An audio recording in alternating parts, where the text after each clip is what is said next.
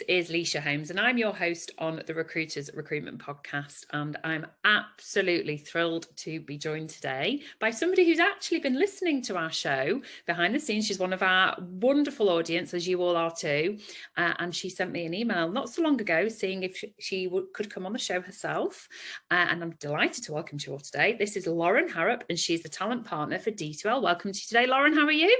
I am well, thank you. Thank you so much for having me and for agreeing to talk to me. Oh, of course. I'm very, very excited about this. So for those who do not yet know who you are, I'm sure they'll be clicking away on LinkedIn. Tell us a little bit about who you are and what D2L do.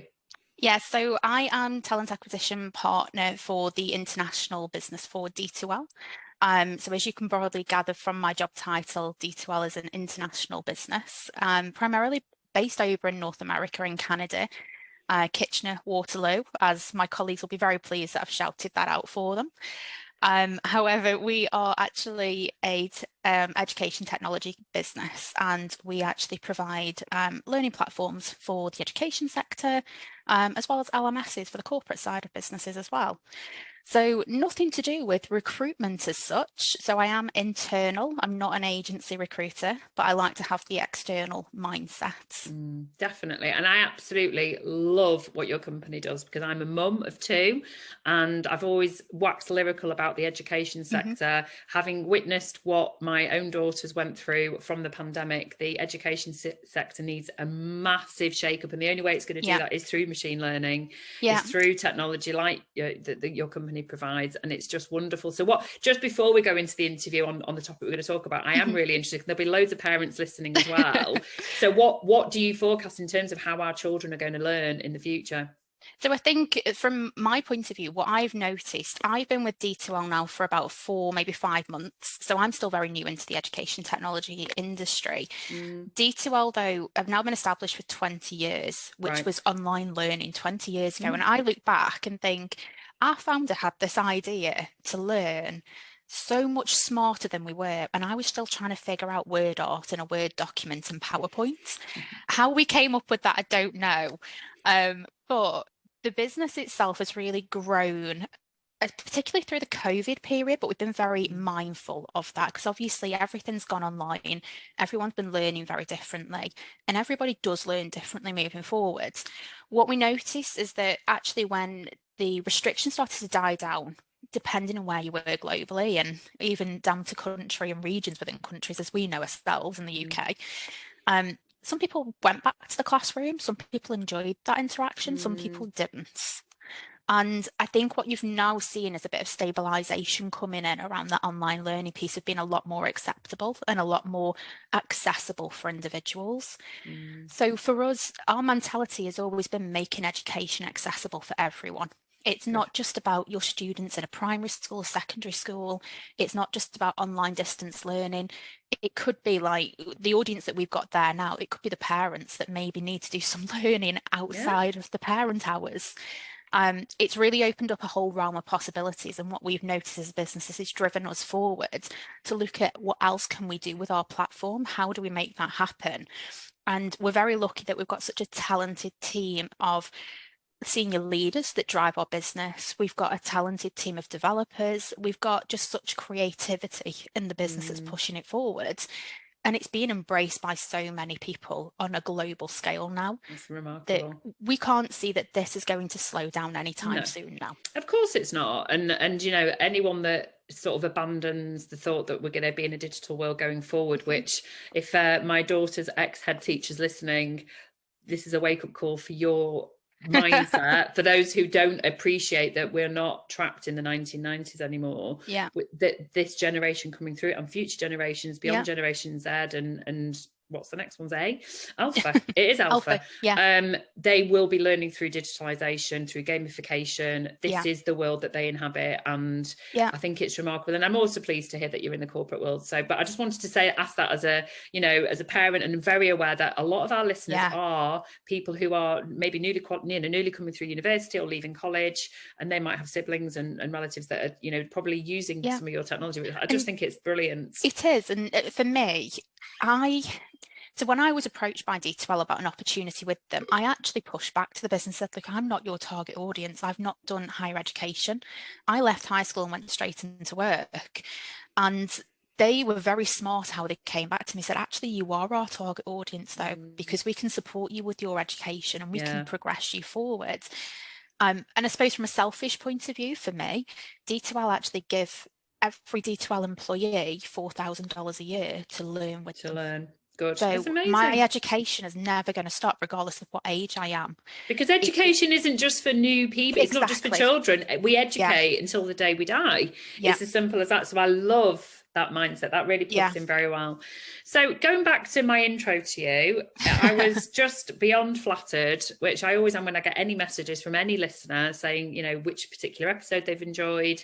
And it feels a bit like, you know, I'm a little bit in awe that we've got anyone actually taking their time to download. So thank you to everybody that does that. So what made you decide to approach me, not just to say thanks for your episodes, but can I come on the show? What was it about the podcast, or why did you think it would be a good thing for you to do? For me, I love a good podcast. I'm normally up in the morning getting ready for work or walking the dog listening, because I kind of see it as a space where I can relax. But actually, what I don't want to do is to sit there and just listen to something for the sake of it. I want something I can relate to. Yeah. And I've been listening now for probably about 12 months. So I might be on the slower uptake, actually, considering you've been about for 2 years. But what I noticed when I started listening is I could relate to so many guests that were there and the experiences they've gone through. It was really quite reassuring for me as a recruiter to sit there and go, I've been through that. And actually, it's not just me that's had that problem. It's not just me that has that thought, or it's not just me constantly trying to strive for something different and something better. Or, and this is no offense to any of my hiring managers that are currently watching, past or present, or I've had to drag that manager through a process and get them where we need to be. And it just really filled me with so much inspiration that I had to reach out and go, do you know what? Thank you so much for creating it, because we're not alone. Because quite often recruiters do work in silo. We're kind of there just hunting for the perfect candidate all the time. And we can become very trapped in that mindset, I think. Definitely. So when I sat there listening, I do permanently work from home. I am the only one out of my team who's based in the UK. And it gave me another sense of, I've got a bigger team around me. It's got a bigger team of recruiters around me that are going through the same as me, particularly after everything with COVID and the labour shortages that we've had. Absolutely. That's been really helpful for me. Oh, that's so, honestly, I've gone all goosebumpy. Thank you. So, and Lauren, I imagine there's plenty of people that listen that are probably resonating and nodding away, because I think even if you are in an office surrounded by people, you can still feel lonely. And that's what the podcast was set up to do. I mean, it was set up by accident, as everyone knows, but what we do is we talk to real people who are going through real life experiences, and they're sharing honest, vulnerable, hopefully inspiring, but reachable advice. You know, and the thing is, you know, and we're definitely it's very relevant to what we're going to talk about now, but actually most people have experienced similar feelings to each other, particularly in the same industry, because we're all trying to achieve a similar goal, which, you know, in the employment market, whether it's internal, whether it's in an agency, we are taking people on a career journey, and we get emotionally involved, we are physically drained, we have the same anxieties, same stress, same pressures. We just might work in a different environment. So that's really lovely and encouraging. And, you know, I wanted to ask you that because for you listening now, if you feel that you're connecting to our podcast and you've got something you want to share, drop me a line on LinkedIn, drop me an inbox, you know, just as Lauren did, and we'll definitely have a conversation around what topic you want to talk about. And if you feel it's something you're happy to do and your employees, or, you know, you as the leader wants to do it, let's book in. So it's wonderful. So it does lead very nicely into what we're going to talk about today. And I can't remember in 2 years actually talking about this, and apologies if we have, but I think it's really going to resonate with every single person listening, whether you are a newbie recruiter, whether you're someone from outside the industry just dropping in, or whether you're a leader with a global team. Imposter syndrome. That good old topic which we never ever lose. So why did you want to talk about this today? Quite honestly, because it's something I've really struggled with. I'd say for probably about 12, almost 13 years, and I didn't know I was struggling or what it was up until probably about 3-4 years ago. And the more I've spoken about it, not just to my current team, but people I've previously worked with and other recruiters, the more I've noticed other people are struggling with the same. And it's at every single stage in someone's career. And I think it can be such a barrier for us, particularly as recruiters, because like I said, just we're constantly searching for that perfect candidate, that unicorn as such. And we become very siloed in our mindset to search. And if you can't find that perfect one, I think that's when it starts to set in for a lot of recruiters.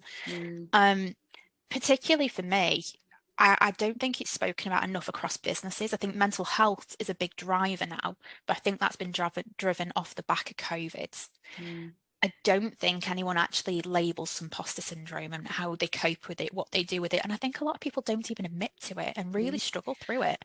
I was just going to pick up on that and say, when did you become aware that you had and were suffering, if that's the right word? I don't want to use a negative word, but experiencing, that's a better word, experiencing imposter syndrome. At what point in your career? And then what was your journey to accept that?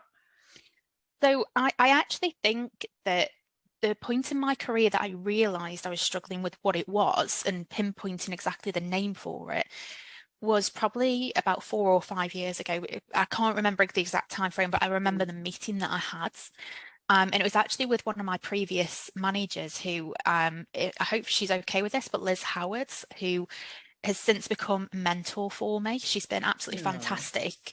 And I remember being in a meeting with her on a one-to-one one day and her saying to me, is everything okay? You don't seem yourself. Because for me, I love recruitment so much. I genuinely, I don't love it all day, every day, don't get me wrong, but I love it so much and I just want to do a great job. And I was really struggling to explain to her how I felt. And I just broke down one day and said, don't think I'm good enough. I don't think I'm doing a good enough job. I'm not doing this. I'm not doing that.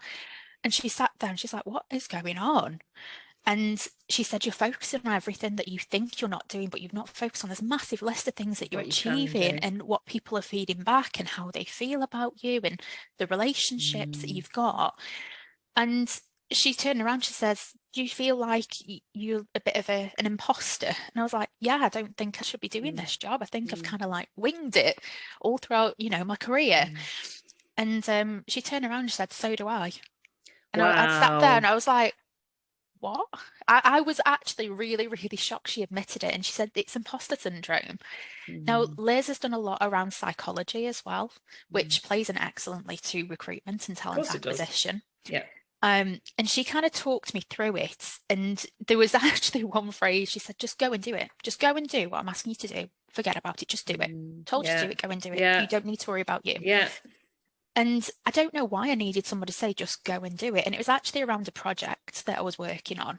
There was no barriers in the way, but I was the barrier. You were the barrier. That I was just about to say, very often in imposter syndrome, it's down to your own personal confidence in yourself and your ability. And we'll definitely tag Liz when we share this episode, by the way, because it's really important that we give praise to those who support, leaders like yourself. So you were aware, because she was then vulnerable enough to share that with you. And it's that realization that actually it's a totally normal feeling to have and a normal experience to have, and that most other people are going through it. So do you think imposter syndrome is actually a bad thing to have in our personal development?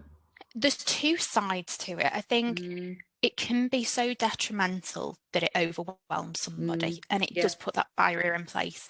And I have absolutely sat there some days getting ready for work and gone, oh, I shouldn't be doing this. I shouldn't be allowed to do this. I shouldn't be allowed to find people and help to move a business in a direction when maybe I'm not the expert at that role.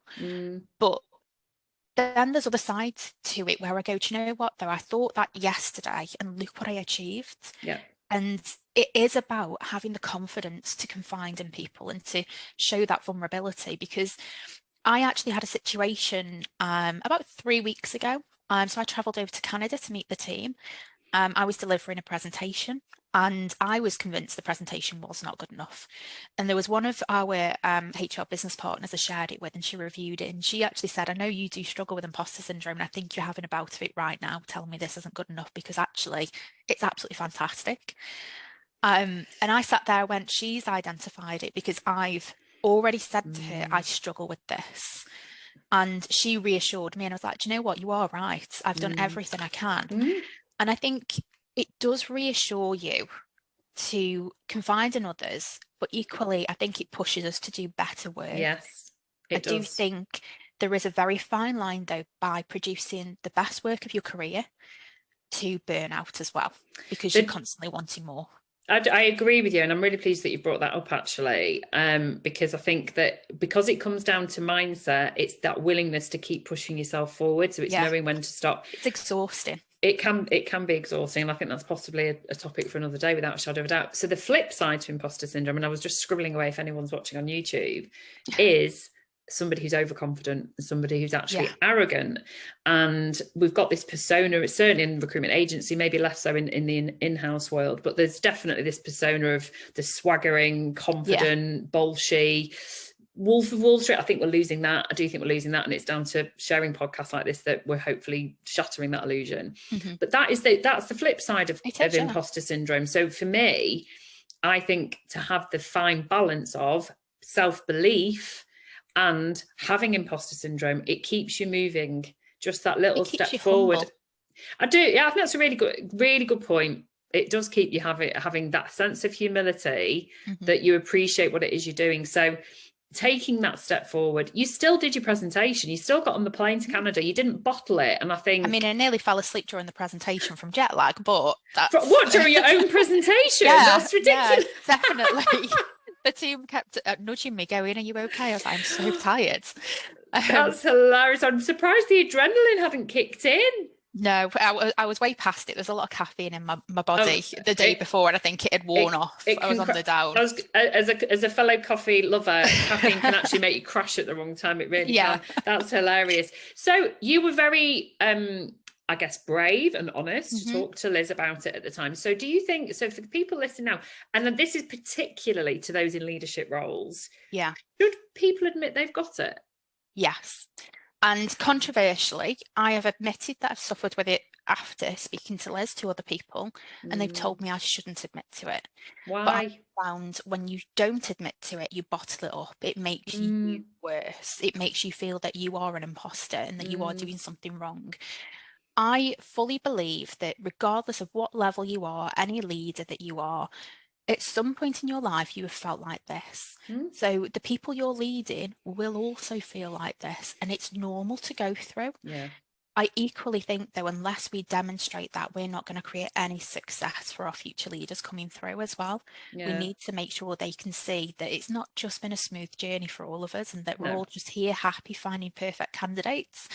That actually there's days when you walk away and you go, "Oh, I've not got that candidate. Oh, that job's not been filled. Oh, they've declined that offer after all that."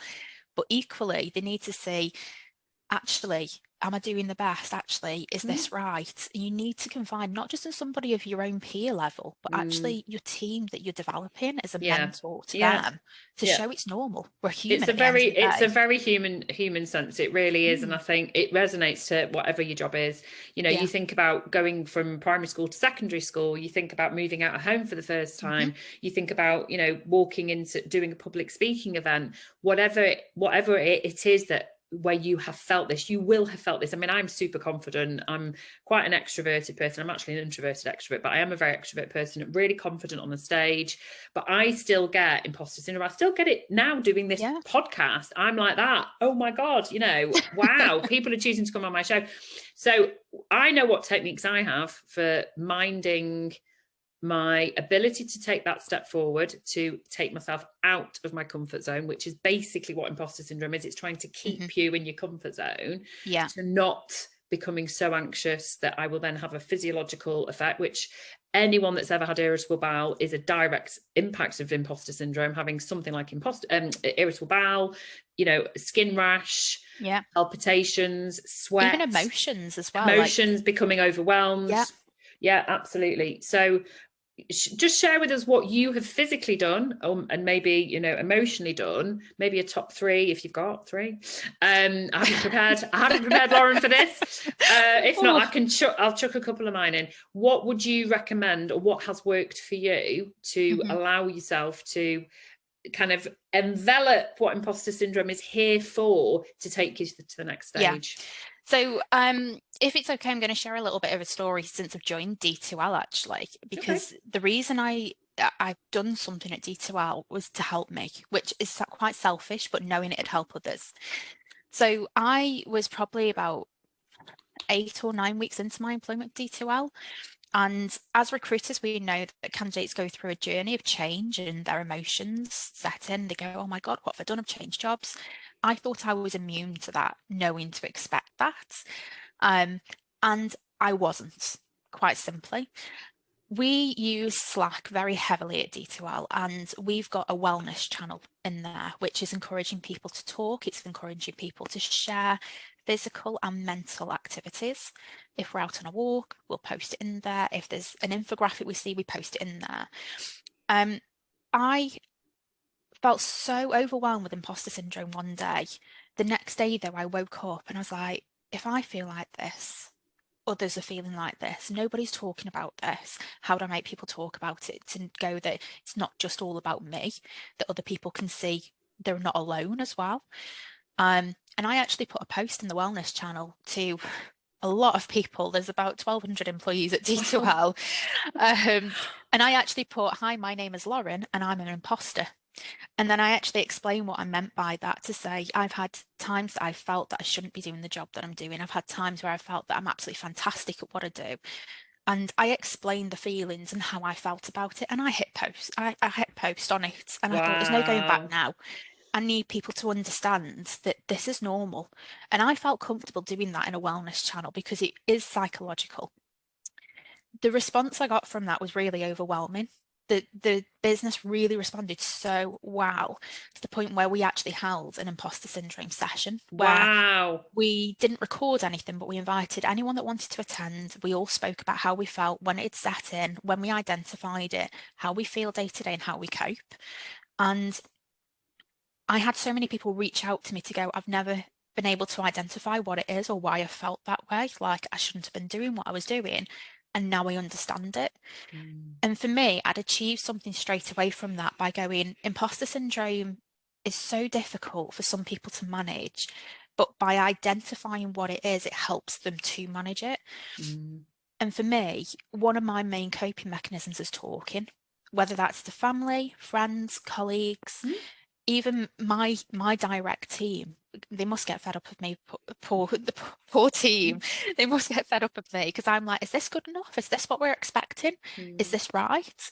I will constantly look for that reassurance on, have we hit the mark of what we need? And they know why now. But equally, I've seen so many other people come through with that. My biggest method of dealing with it for anybody would be to talk about it to somebody that you trust. I kind of push the boat out there by hitting send on that one message, and I don't regret doing it at all. Good. If anything, I feel like we've enabled so many more people in the business to talk. Absolutely. And it is a hot topic. So many people don't know what it is, but feel it. The other way that I tend to cope with it is around wellness. It is going, okay, there's a reason I'm feeling this way. And normally it's when there's been a big project, there's a tight deadline, something that's really, like you said, pushing me out my comfort zone. So as soon as I've got that project or deadline out the way, I will take a step back. I'll embrace those emotions. I'll understand why I feel that way. What I tend to do is go for a walk, take the dog out, or take myself away from technology. Good. Just to try to be at one with my own mind, which sounds quite almost like a bit of a hippie, I suppose, be at one with my own mind. But I think you've got to listen to your own internal monologue sometimes, not listen to the negativity that's coming through. I actually do think, though, if anyone is struggling with it, the other thing to do, depending on your employers or your situation, is to try and see if you can get any form of professional help as well, if it is getting to the point where you feel so overwhelmed by it. It's so much more common than you realise. Much more common. There are confidence coaches out there. There are performance coaches out there. And I think it's really useful advice. I mean, what I've picked up on there is basically you're going to de-digital yourself, de-tech yourself. And I don't think it's hippie at all. You and I both, we talked off air about, having a love for walking and this, we do listen in on things, but I often have nothing on my ears and I just walk and listen to the birds, and I'm like, it's like, this is the world that we live in. Just stop and pause. So I think it's breathing, using it, listening to your body and appreciating it as a physical reaction to stress, which is what imposter syndrome can very often do. But I think, you were very brave hitting send that day, but how remarkable to have created a safe topic for everyone to go, actually, I feel exactly the same, because, you know, we jokingly will say things like, you know, this adulting thing, we're all winging it, you know, let's just fucking do it kind of thing. Yeah.